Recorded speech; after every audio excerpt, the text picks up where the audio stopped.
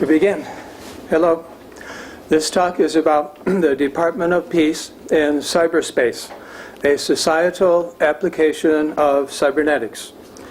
My history with Heinz: I met Heinz when I was studying chemistry at the University of Illinois.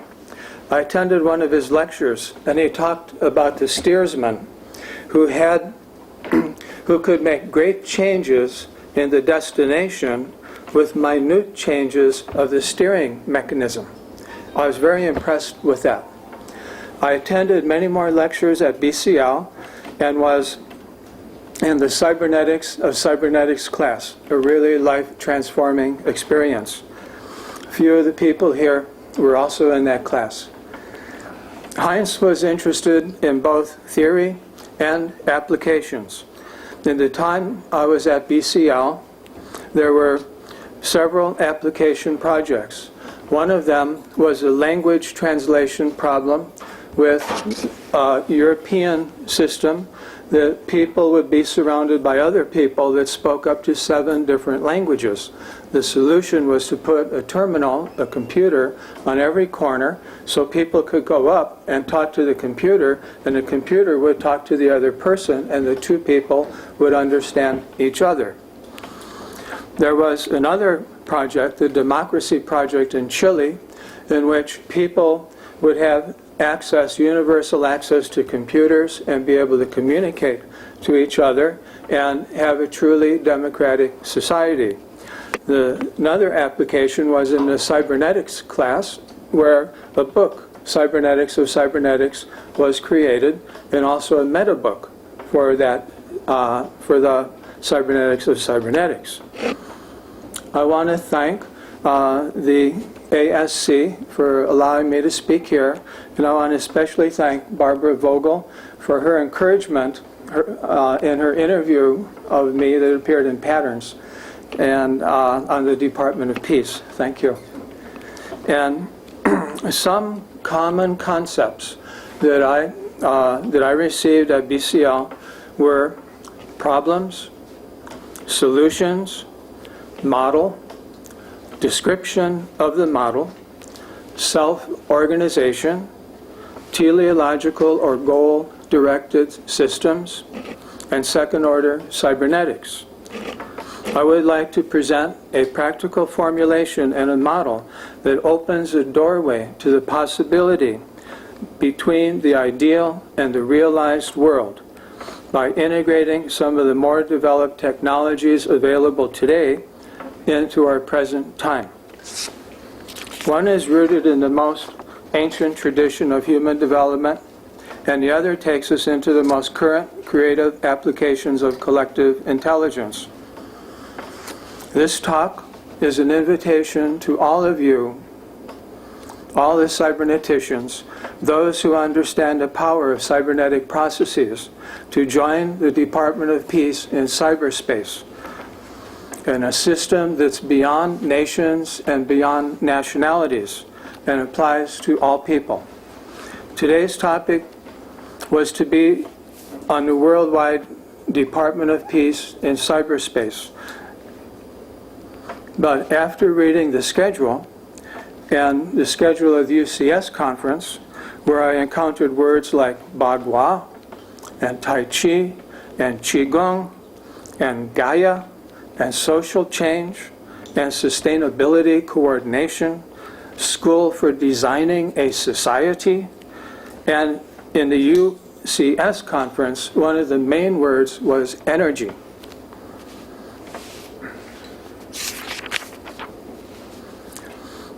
A couple of weeks ago, the United Nations came out with its 4th environmental report and said that all environmental measurables are accelerating toward dire consequences. The tipping point in Himalayas, the snow melt, is that if we reach this point, which it looks like we're doing, 1.8 billion people are at risk of no drinking water. Please keep in mind, at least I've been looking for small actions that can produce real results. which have the potential to bring these solutions to real problems, and designing a cybernetic application, which Heinz might call an elegant solution. With your permission, I would like to go meta to the Department of Peace topic and expand the topics to include the following topics. 1. Taoist alchemy. I've always thought alchemy was an elegant solution in some way, wherein a person learns to transform internal and environmental energy into chi, or life force energy, and then transform that chi into spirit, whereby one becomes aware of the inner self, who they really are, their immortal self. Picture the cover of The Secret of the Golden Flower book. This shows a person in meditation, yet it shows a person within that person, which is the symbol for the inner being. That person who you or who we really are, beyond emotions and thinking and thoughts and fears and everything, but who we really are, with which remains constant. I studied with a teacher, Mantak Chia, for 30 years. Just at the time I met Heinz, I ran into the Taoist alchemy, which talked about the internal energy channels. He was the first teacher to teach all the internal energy work. Or in other words, the pictures we've seen, the books that we've read talked about the Taoist alchemy, but they never told you how to do it, because how to do it was entirely secret. It was one of the most closely guarded secrets in the Chinese system. And he was the one who taught it out over the last 30 years. I make my living now selling DVDs of 38 different workshops that he teaches,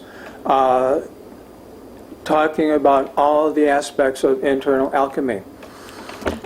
Second, material alchemy.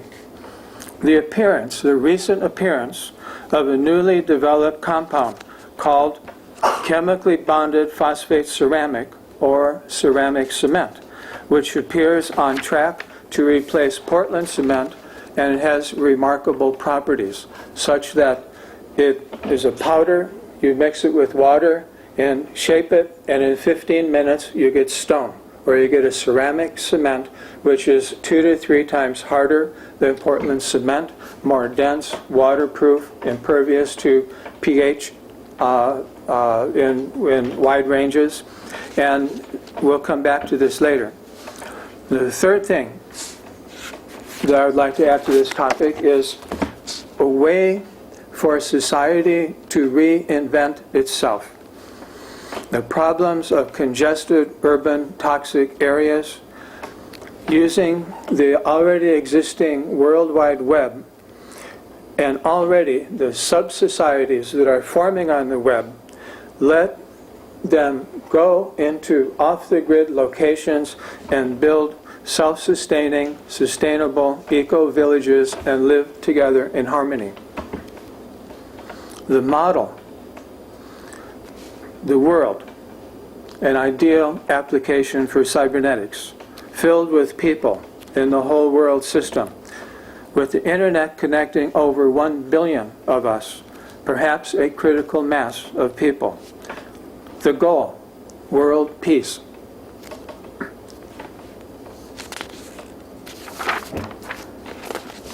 Peace is a great goal for cybernetics.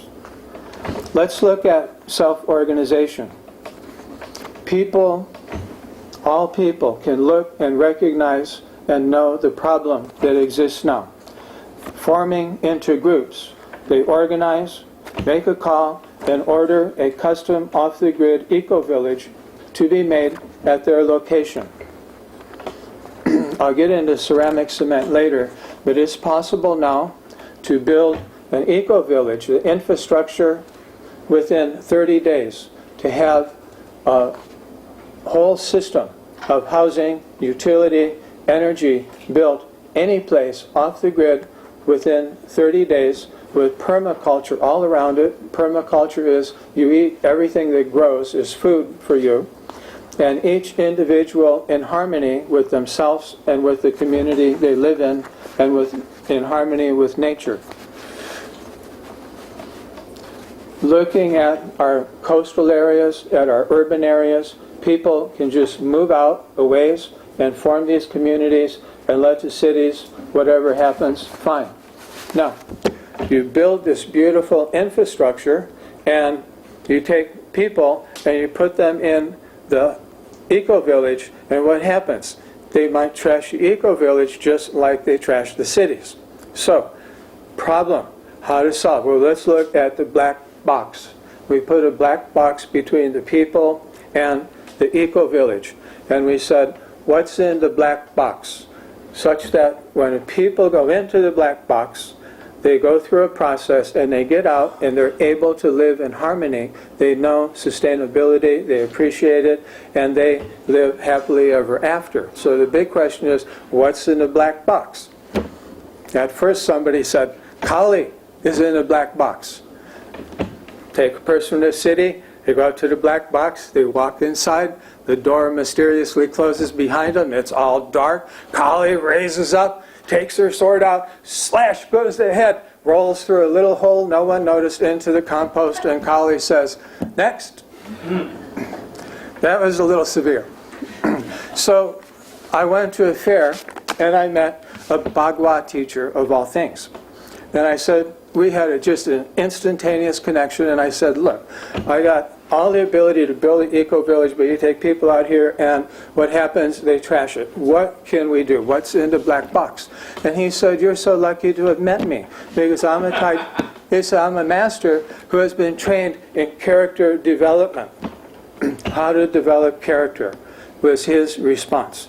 I asked another person who was, according to a Jesuit priest, Father Charlie, a member of an ancient civilization still alive today. Father Charlie Moore, Jesuit priest, said there's only 2 places left on the planet where people live in a way in harmony with nature that they lived that way for thousands of years. It was in Burkina Faso in Africa.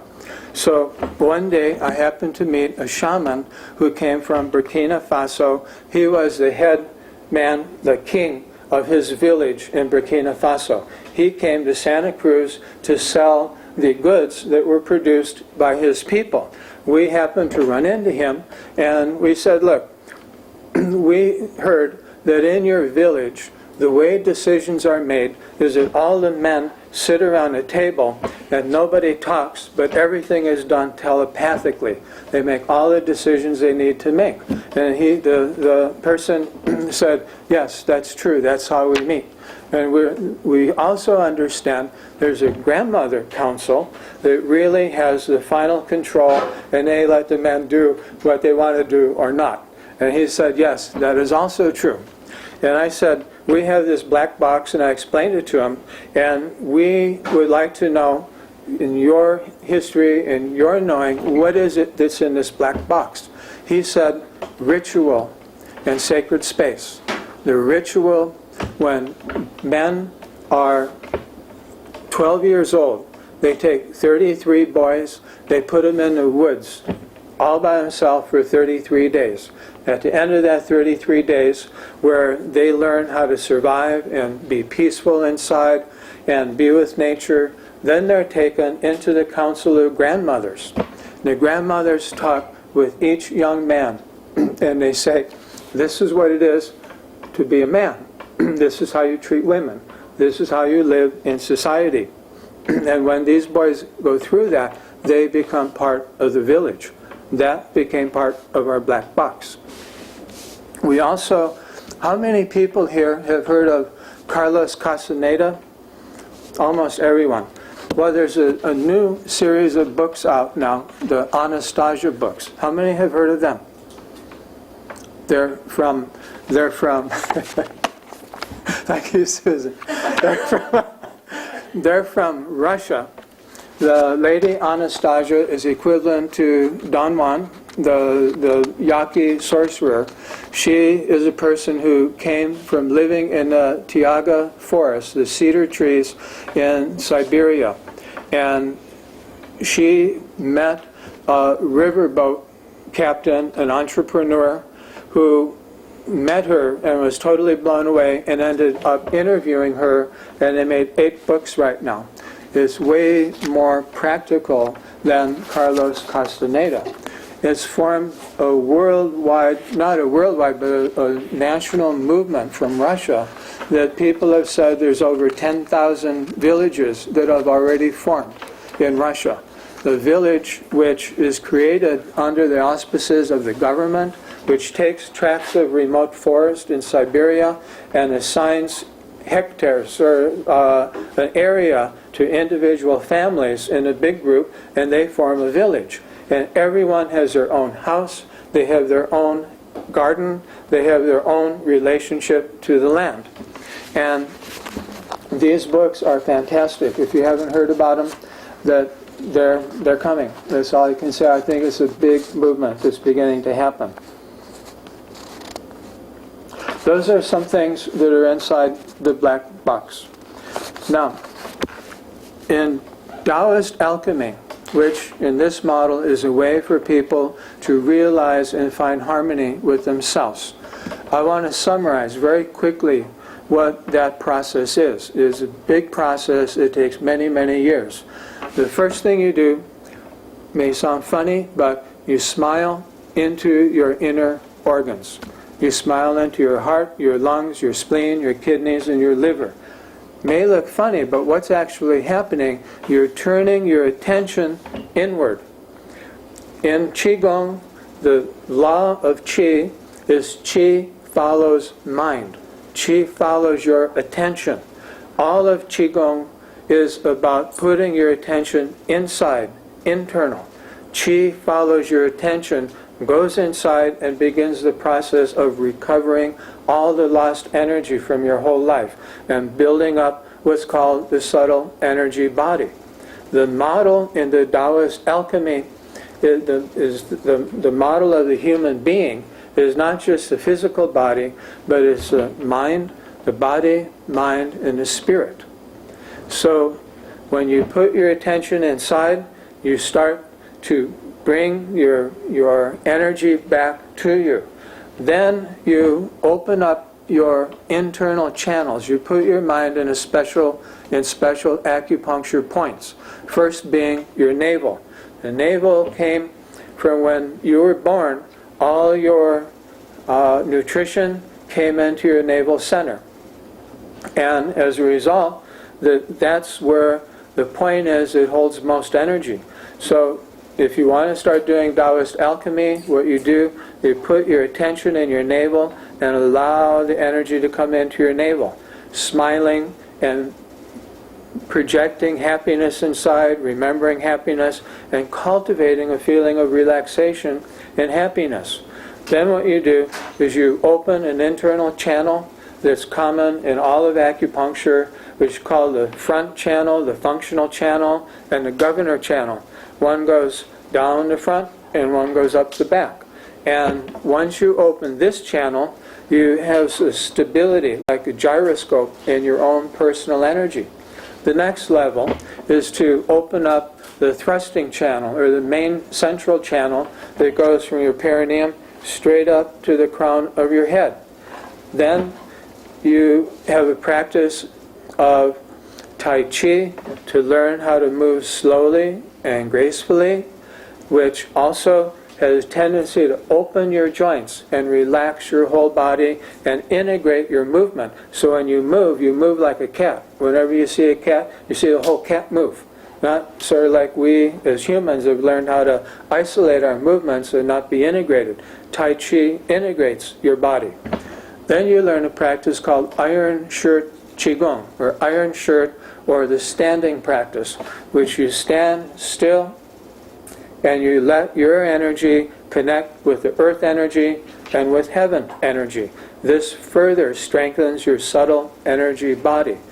Another practice is sexual practice of transforming sexual energy into life force energy through simple breathing, through simple visualization. You distribute your sexual energy and it transforms to life force energy.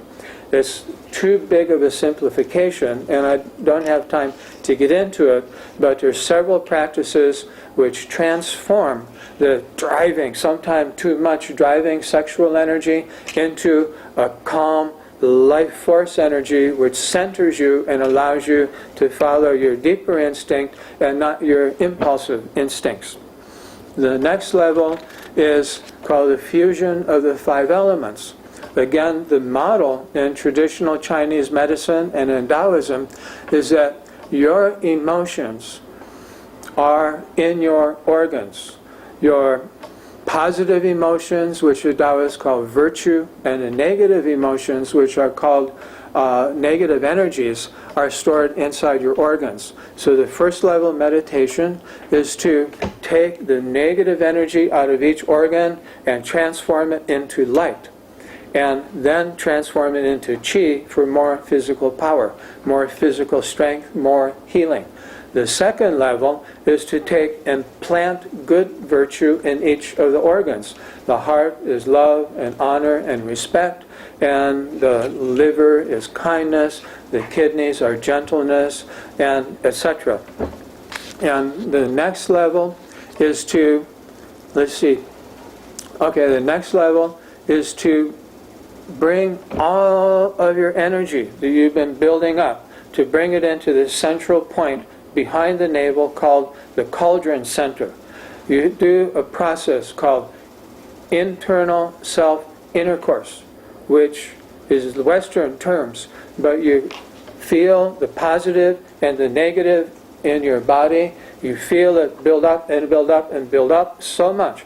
And then in the Taoist alchemy, they say a seed comes from your liver, goes into the center of that energy and gives birth to a real energetic entity called the embryo, the spiritual fetus, that is your real essence. And that's what appears in the picture on the book Secret of the Golden Flower. But at first it's an embryo, and then you have to grow, you have to take care of that embryo just like a real child. And you got a real baby going on. You don't even have a baby, you just got a sperm and an egg, and that spiritual fetus grows and grows and grows. What does it eat? It eats good virtue. So by this time you know that your life is a life of good virtue, because that's what's feeding your spiritual growth. It grows and grows and grows. As it grows, it comes out, and it pops out of your head at the right time, and that's called realization. When that happens, you have a tremendously solid sense of who you are internally. And that's why you see the pictures inside the Secret of the Golden Flower with spirit body sitting on top of the head. And that's the whole process in a simplified form, but explains all the images that you see in the Tao canon and in that book, Secret of the Golden Flower. So that overall is a very quick summary of Taoist alchemy. And if people practice this, then people that have practiced this get incredible benefits from it, and it's life-changing. And also in a 3-body model of the Taoist system is like we look at students at a university, and university looks at students like just physical body and says if we meet all the physical body needs, then we have a good school. But you have students who can't make it, don't have friends, you have suicide, you flunk out, and all this stuff. If we look at a person as a body, mind, and spirit, people need friends, they need connections, they need love, they need encouragement, they need support. And if we look at students as 3 bodies and support each one of those bodies, I think we have a lot higher success rate in college and in all of society.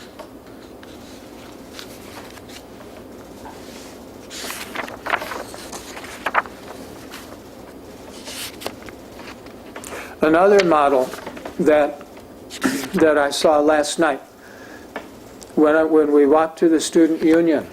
If you walk in the south door and you see right on the wall, they talk about the community model for the whole student union and the whole university. It's built on everyone working hard, having fun, sharing, and communicating. That's the same thing that Anastasia and everyone says. It's like right there, as big as life, right on the wall.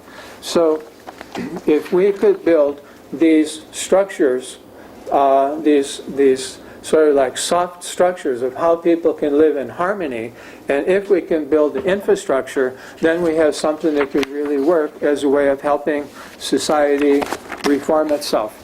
Now, I want to now go to the other topic of ceramic cement. What is ceramic cement? Exhibit A, Exhibit B, and C. These are just little pieces. What these pieces came from was dust and water, mixing them up, pouring them into a mold, and then in 15 minutes you have stone.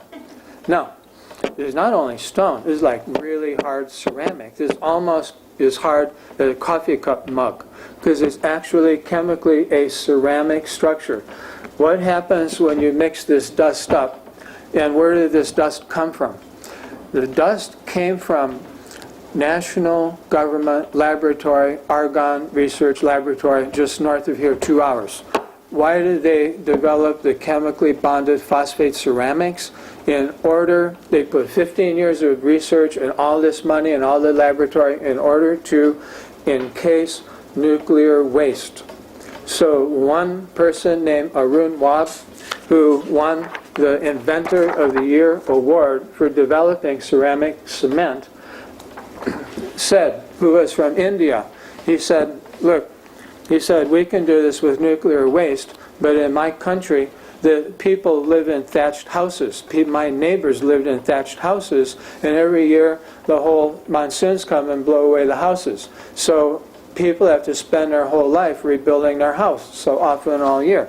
He said, with this material, people can live in durable houses that won't go away, and they'll last 700 years. Now, why? Because they're made like this. There's 5 chemical reactions going on, and it's very sophisticated chemistry. You can check it out. It's called ceramicrete, what they developed at Argonne. And what it is 5 reactions, 2 of which are pairs.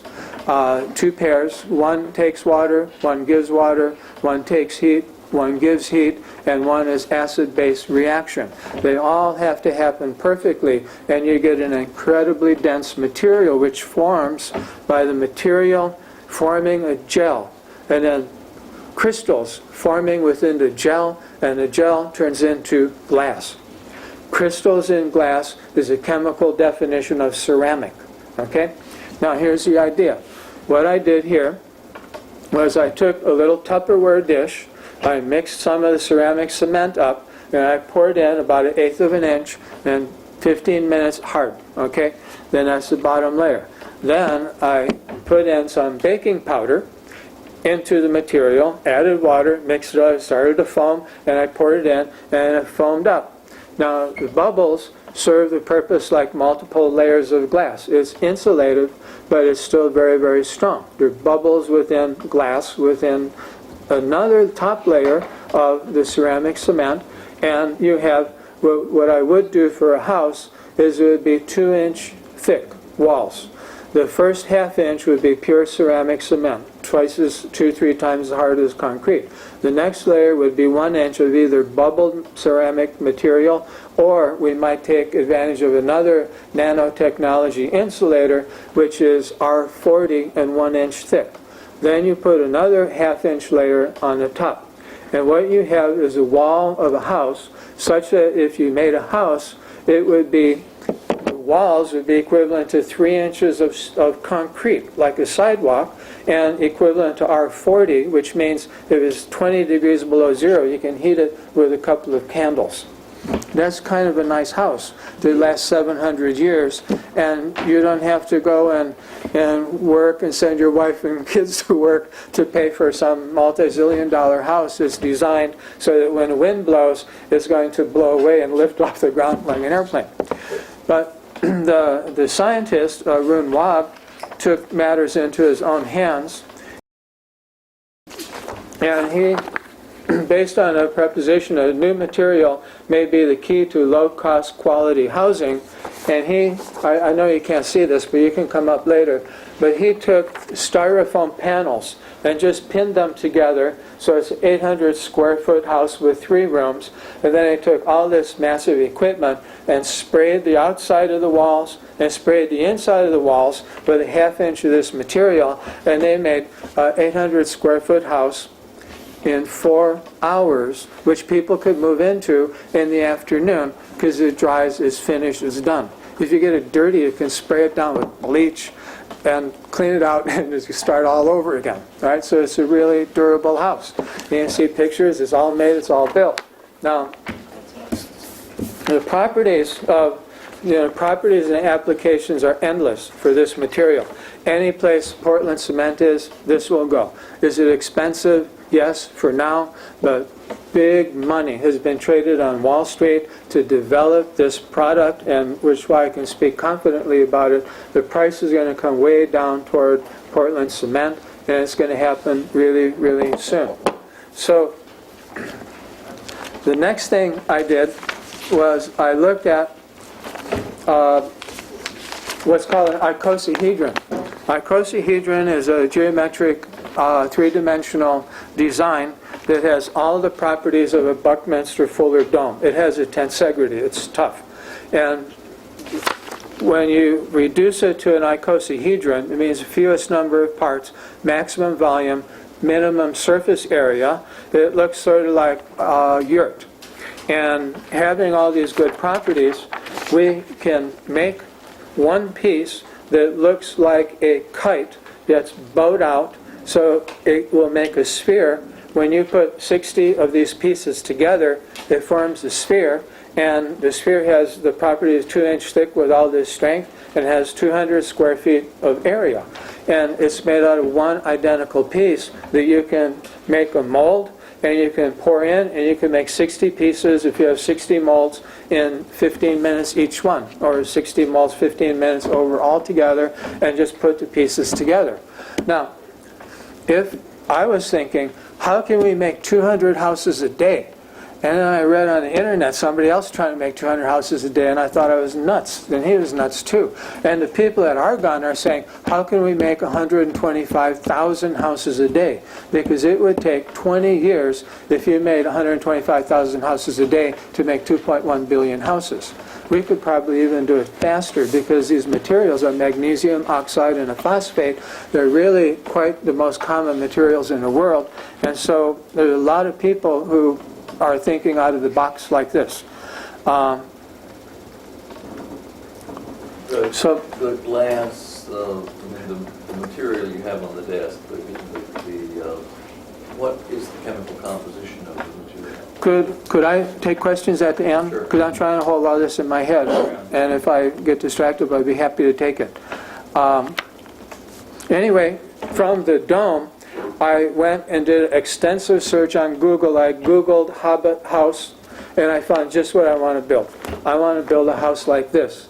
It's like so easy to do this that you can build them underground, on top of ground. This is a Hobbit village, right? The nice thing about a Hobbit village is you can grow vegetables on your roof. And we already know they're rationing rice, and food is worldwide riots right now for food. You can grow your own food right on top of your house and have light channels that come in, have heat, and there you go. And there's a company that took Dr. Wog's material through the Argonne Technology Transfer Program, and it's called Ceratec, and they developed the product to sell to the military. This product is used to fix the runways in Afghanistan and Iraq. They sell it to petroleum companies where it becomes a borehole sealant for oil wells that go down miles underground, and it becomes the road fixing agent that is used in like 10 states right now, and I know these people, and the state of California, Caltrans, just ordered $500,000 worth of this material. It's getting big really fast. So what I did one day is I noticed that this material, I was reading through all the specifications, and it said it's refractory.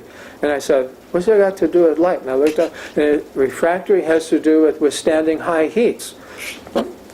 Cement, Portland cement doesn't withstand high heats. It decomposes. It doesn't withstand salt water. It decomposes. This material withstand 3,000 degrees Fahrenheit, which means if you make a ladle out of it, you can melt almost any metal in it, including iron, including steel.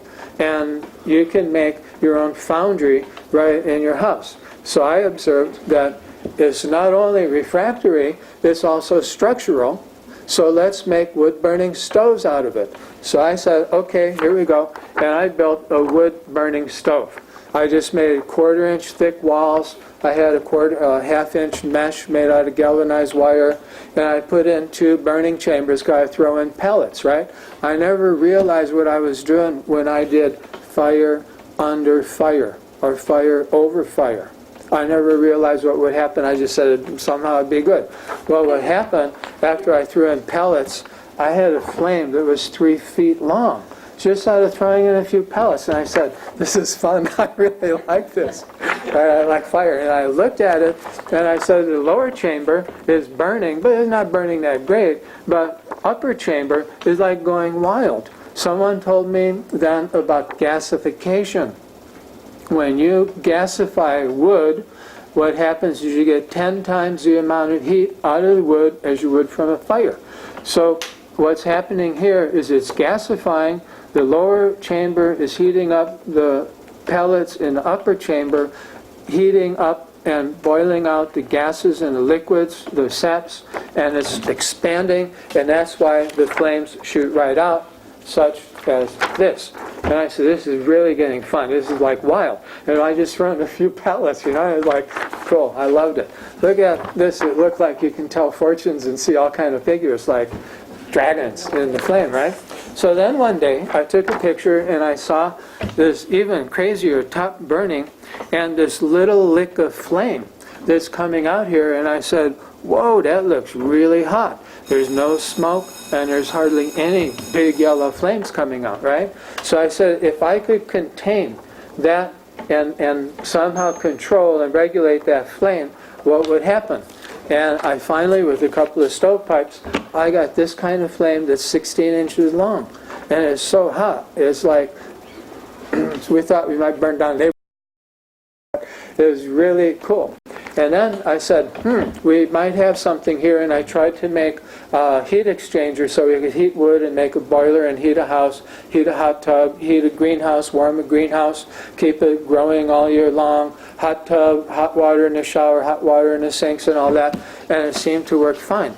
And then I learned about acoustic Stirling engines, an acoustic engine. And these come from NASA. NASA uses these on the probes that go out to other planets like Mars and things. And what it does is it takes the heat, and I'm not sure exactly, there's special words and everything, but hot air and cold air coming together, there's a movement that happens, and that movement can drive a piston. It's a vibration that drives a piston, and that piston can have coils and magnets and generate electricity, and that piston can pump hot air out of a place and make refrigeration and ice from fire, right? And I said fire with a few pellets, and I'm thinking refrigeration, electricity, and these guys got it down. Who are they? Some kids in the backyard? No, Los Alamos Laboratory, right? Working in conjunction with University in England. This stuff really works. So then I found people who are saying, I'm melting iron in my backyard with used cooking oil. I mean, we used to think it was like really big time to melt steel. I mean, that's really big to make tools. You can do it in our backyard now. And not only that, we can build a device to do it. If the form, you just pour it in 15 minutes, you're ready to have a fire and do all this stuff and melt steel, right? I think that's cool. So where we are with that right now is that we have the material to build square houses if you want, or build round houses if you want. Any kind is comfortable, you can just build it, and you can basically build it yourself. Why? Because when you pour some of this if it was concrete, if you pour concrete, and if you pour concrete on concrete, what happens? You get a cold joint and it cracks. It looks like it sticks, but it'll always crack. It's not strong. This material, when you pour it on top of itself, it becomes monolithic. You can't tell where the joint is. Like when you melt metals, there's no more joint. That's what happens to this material. So you could build a 5-story house out of just one bucket at a time, and it's going to be a monolithic material like it was done all at once. Even when I made this piece, I spilled a drop on top of a white piece, which is a different formulation, and it like totally sticks. You can't scrape it off. It won't. It's one piece. Okay, so that got to be really exciting. So we have a model now where we can have an off-the-grid eco-village. I have been trying to do this in Santa Cruz. Not a lot of people are talking about things in Santa Cruz, sort of Surf City. And I went to Ashland. Everybody's talking and concerned about the environment, the economy, and everything. And there's whole groups of people. One guy in particular who has a bunch of pieces of property, and he has several people developing alternative energy, alternative eco-village technologies. I showed him this. He looked at it, and he said, my gosh, he looked at this piece. He's a general contractor. He builds for the state. He fixes roads. He does all this stuff for the state. He's got a lot of money. He looked at this piece, and he said, this is the most amazing thing I've ever seen. Why don't you come here, have at it with whatever you want to do to develop this, and all these materials. You got a metal lab, you can use it. You got a wood lab, do it, whatever you want to do. I got people who will help you, and we'll build production. We'll start making this stuff. I leave May 6th, and I'm very happy about that. And I get to play the whole summer. So, that's the black box. That's the idea that evolved in me and my travels with a designed cybernetic system or application. I want to read to you one thing about the Department of Peace. The Department of Peace originally came from a proposal by Dennis Kucinich, a congressman from Ohio, who wrote a bill in the United States government called the Department of Peace. He said, we have a Department of War, why don't we have a Department of Peace? And I said, hey, our government, peace, forget it. It's like, when's that going to get in? Well, it's slowly moving. I still think it'll take 100 years or more. But I said, why don't we do a Department of Peace in cyberspace that connects all people without nations, without nationalities, with all that detail, and just connects people together. And so I got the name departmentofpeace.net. And this is an invitation for all of you to join that Department of Peace by going to www.departmentofpeace.net, and right now there's only a form. You can put in your name and your email address. We're going to have our big launch on July 4th, 2008, not too long from now. And this is my response to Dennis Kucinich for the Department of Peace. It is clear that peace is necessary. It is clear that government is not creating peace. It is becoming clear with the internet and the rising societal catalysts, such as MoveOn.org, that people can create peace. It is clear that peace is necessary now, not after. The internet connects almost all people everywhere now. Let's put the Department of Peace first in cyberspace on the internet where everyone can participate, and then let it manifest in cities, states, and the nation. People can create peace. People united can create world peace. Let us issue a call now to people everywhere who will help to create world peace to become a member of the Department of Peace by signing in now at World Wide Web departmentofpeace.net. The Department of Peace website functions will be to help unite the membership in its activities as defined by the Department of Peace proposal document written by Dennis Kucinich and future guidance from all of us. Because one person can't do this. The cyberneticians are the best group of people to come in and contribute. The first part is people who want to help, sign in. People who need help, sign in. In the document by Dennis Kucinich, it covers domestic violence, it covers any kind of trouble, anything that doesn't look like peace. Sort of like everybody gets deputized or becomes a member, they say that's not peace, and everybody can look at it and figure out why there's no harmony there. The DepartmentOfPeace.net website functions will allow members of communities to organize and communicate and acknowledge problems and propose peaceful solutions, which can happen now. The Department of Peace can have a board of directors. It can have, as Dennis Kucinich wrote, the people who represent the goddess of peace. Who said, and Dennis Kucinich said, as president, I will enable the goddess of peace. Isn't that cool to come out of a politician's mouth? And the board will oversee the Department of Peace and its activities. But I'm really feeling that this whole activity should be self-organizing. We should put some kind of website out there and just let it go, and it'll self-organize the whole society. So this is a call for your help. Go to the Department of Peace website, sign in with your email, and on July 4th we'll launch the website in its beginning form and watch it evolve after that. One person has already come forward with the Department of Restorative Justice.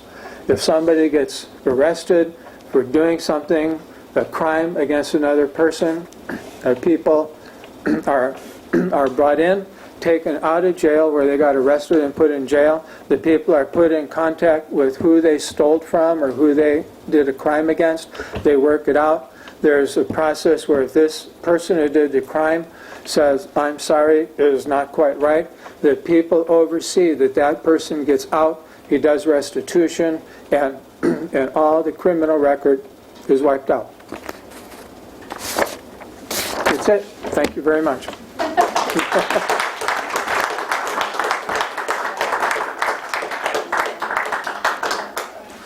Questions?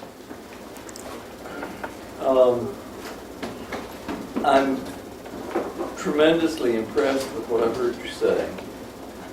I have all sorts of questions I'm not going to ask now because they're not relevant in a way.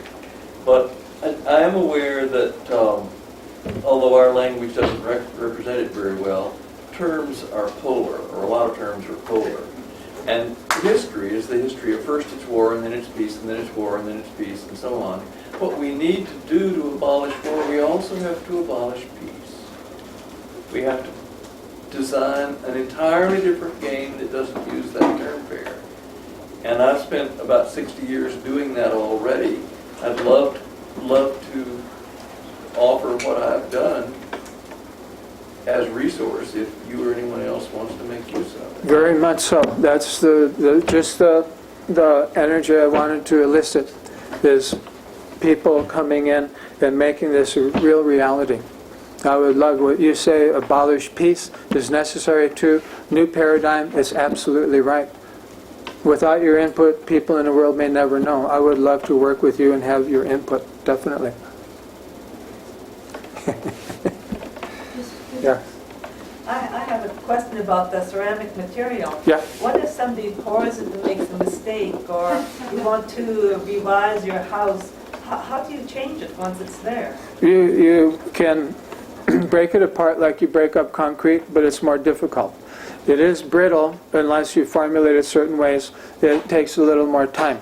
You can cut it with a ceramic saw, with a masonry bit, with a masonry blade or a carbide tip, and you can drill it with masonry bit.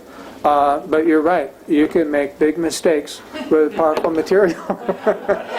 And I guess it's difficult to recycle. No, actually, it decomposes into fertilizer. In 700 years? 700 years, yeah. Can I ask you a question about harmony? About harmony? But the harmony? Yeah, I want to ask you something. Imagine that there's a piano here, and I go to the piano, and I just strike a chord that is the perfect harmony why on earth would I ever do anything else in my life? I don't know the answer to that. Why not live in harmony? If you're in harmony, why not just be there? You want to, I mean, I think my question is legitimate. Why should I strive for harmony? If what's in it for me? That's a very good question. Harmony has the greatest internal strength to it. Yeah, yeah. It's maximum internal strength.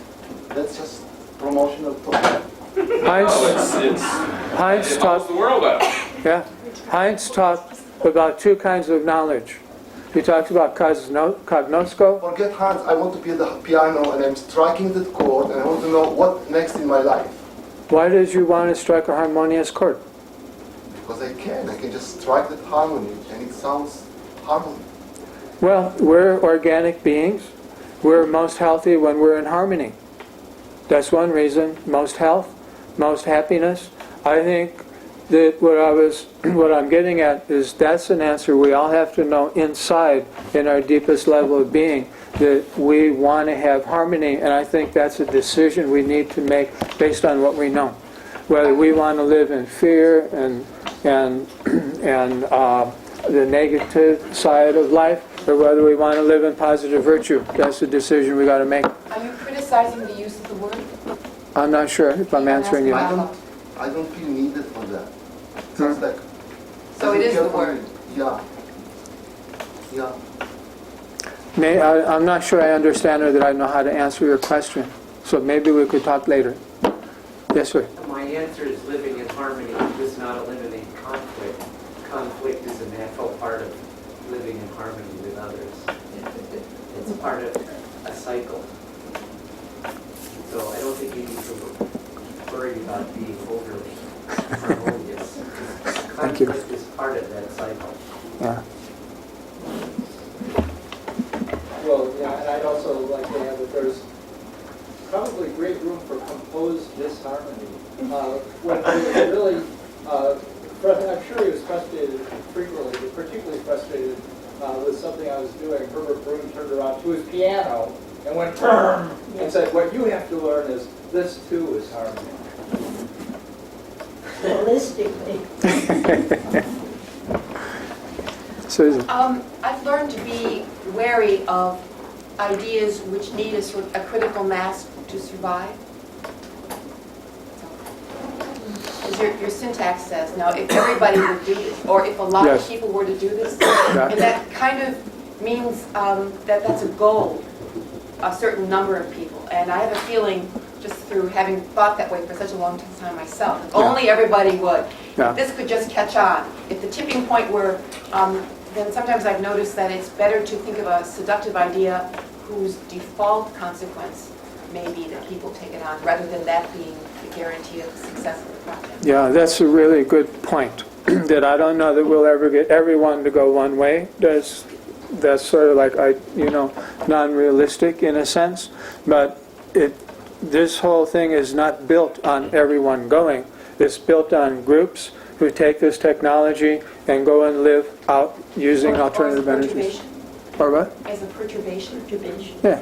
Meaning it would trigger people to do things not exactly like what you're saying. But If you had a friend who just came in and said, "Wow, I got the greatest family out there. I'm having so much fun. Everything's great, fresh, organic food, everything. I love it."